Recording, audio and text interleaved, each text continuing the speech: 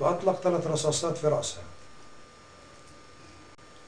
بعدين أبعد عنها ما يقارب 5 متر وقاعد يحكي مع ضابط الاتصال، ورجع تاني أطلق جميع رصاص اللي في السلاح الأوتوماتيكي في جسدها.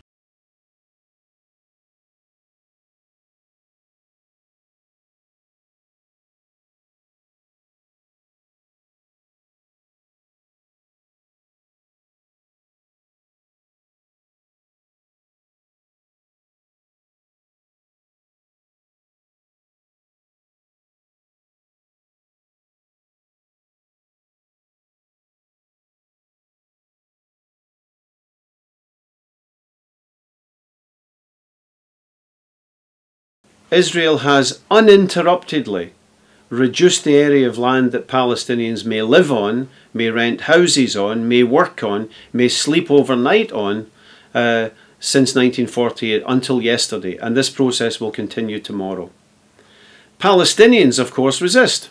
If what had happened to the Palestinians were visited upon the people of Scotland or Lithuania or anywhere else in the world, people would have resisted in exactly the same way. Part of that resistance is violence. The sort of violence of a boy with a stone against an Israeli tank that you can see in this picture. The Israelis managed to find the boy after 2 weeks. His name's Faris al-Auda, and kill him. He was only a very young boy indeed. Crimes by Israel against the Palestinians cry out to heaven for vengeance. There is nothing that Israel will not do in order to grind the Palestinians down into human dust. They are not bound by any notions of international law. Boys are tied to the bonnets of jeeps in order that the brave Israeli army who fled from Hezbollah in 2006 may advance into unarmed or very lightly armed Palestinian refugee camps or villages or towns. Captured unarmed prisoners are murdered. In this sequence you can see a man who's been captured, who's been stripped, who's clearly not a threat to the armed soldiers around him, but who's held to the ground and ruthlessly executed. This is a death squad at work in these pictures, just as the death squads operated in Guatemala or El Salvador or elsewhere. But these are Israeli death squads operating in Palestine. These crimes could not continue for decade after decade were it not for the unstinting support of the British government, who were there at the birth of the crime through the Balfour Declaration and are there today through the unstinting support of Brown for Israel. And they couldn't support, and the British public could not be persuaded to allow this support to continue, were it not for the incredible coverage, the incredibly bad coverage of the British media, preeminent among whom must be the BBC, who consistently adopt a pro-Israeli position, give Israeli interviewees an easy ride, and bully any Palestinians whom they allow onto their airwaves. What's remarkable about this film is that the facts cannot be spun.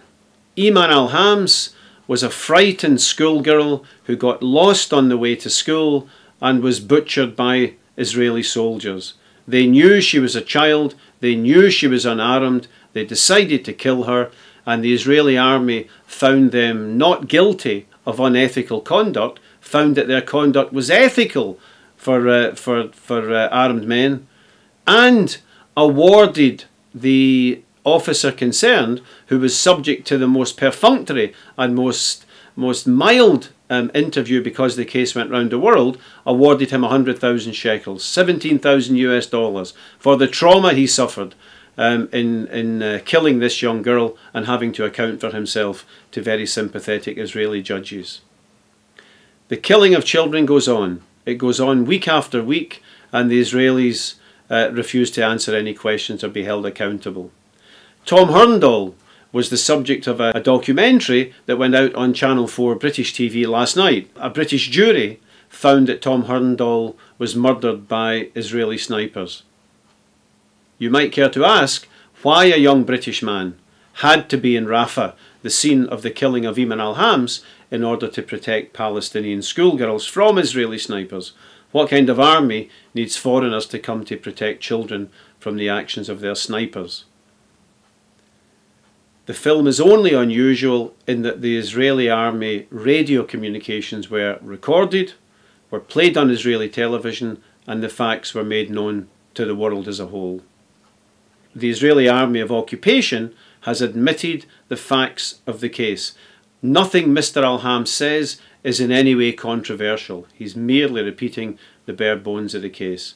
As he says towards the end of his interview, his family is far from unique in suffering grievously under this occupation. Every family in the vicinity, he says, has suffered terribly as a result of the Israeli occupation. I hope you'll pay attention to this film. I hope you'll allow its message, the bare facts and the suffering to impel you to action. Palestinian civil society, from political parties, refugee associations to the YWCA, every conceivable group in Palestinian civil society has issued an appeal for boycott, divestment and sanctions of every Israeli institution that's supported by the Israeli state in any way until these crimes are ended.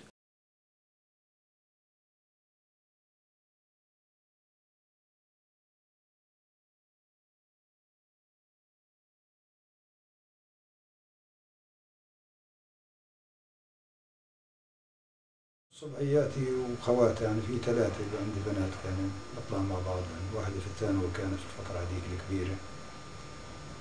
وإيمان كانت طالعة أولى إعدادي، طبعا كان بداية عام دراسي جديد.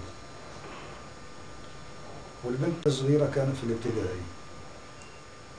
فكل واحد يعني بيطلع على الباب وكل واحدة طريقة بتختلف عن الثاني في ذهابا إلى المدرسة. كان أخطر طريق يعني طريق إيمان، لأنه كان طريقه من الأسفلت العام محاذاة البرج بالضبط يعني. كان سور مدرسته مهدوم يعني مهدوم يعني بتعرف أنت أيام الاجتياح الإسرائيلي هدوا السور بتاع مدرستهم، مدرسة بنات الإعدادية. فجاء أفترض أنه قبل ما يطلع على المدرسة كان إطلاق نار كثيف من البرج. وإحنا متعودين يعني كان دائما إطلاق نار ويسكت. فأخونا هاب الكبير اللي كان قبل شوي يعني قال لي ما تروح لنا اليوم على المدرسة. فقعد بعد شوي هذي يعني إطلاق النار، قال لي لما نروح ولا نضلنا قاعدة؟ قلت له نروح بس خذوا بالكم من الطريق. فالبنت يعني زي ما تقول فقدت السيطرة على نفسها، صار عندها نوع من الهستيريا. بدل ما تتوجه على المدرسة توجهت وين؟ محاذاة البرج، لأنه بتعرف أنت قدامهم طريق رملي وفاضي يعني. فكانت يعني حسب شهود العيان يعني من طلاب المدرسة الإعدادية كانت يعني تجري وتسقط يعني على أساس إنها يعني مبين إنها مصابة. أنا اقتربت يعني من مكان البرج يعني حتى المكان أنا شفته بعد الانسحاب الإسرائيلي يعني، حتى في وراني مكانه بالضبط صحفي بريطاني. بقول لي وين استشهدت البنت؟ قلت له في المنطقة هذه. قال لي لا تعال أوريك وين. كان معه مترجم من غزة، قال لي بنتك يعني استشهدت في المكان هذا. يعني بعيد عن البرج، وين المباني هذه ورا الشرطة يعني بس يمكن بعد أقل من 50 متر. فوصلت المكان هذا صار إطلاق نار عليها. فنزل الضابط هذا حسب حتى كلامه هو مش كلامي أنا باعترافه في المحكمة، ومعاه جندي وضابط الاتصال، جنديين وضابط الاتصال. فاقترب على إيمان، كانت مصابة هي لسه كانت يعني طيبة. فأطلق 3 رصاصات في رأسها. بعدين أبعد عنها ما يقارب 5 متر وقاعد يحكي مع ضابط الاتصال، ورجع تاني أطلق